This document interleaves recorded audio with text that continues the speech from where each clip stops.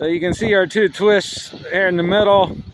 He is pulling down through, try and get his tail to work these two twists out.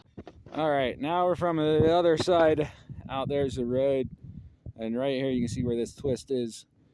So I'm going to let the pressure build up in the hose because we got the air compressor running, and the pig would be about halfway through the hose. So we'll let the pressure build a little bit, and then I'll push on this with my foot, and that should unravel it.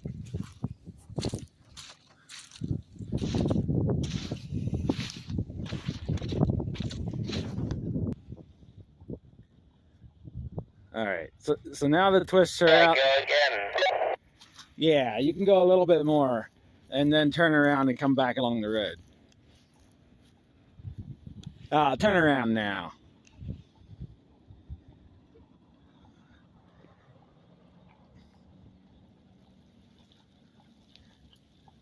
There you can see how this hose is wanting to roll. It's because there's not a lot of pressure here because we're just blowing out and our air compressor is too small for the size of hose we have. The air compressor that we're using right now is a 210 CFM. That is sufficient for 6-inch hose. However, we got some 8-inch supply on in here, and so it's really slow with 8-inch supply. Now we are getting near to the end, and the pig should be coming before too long.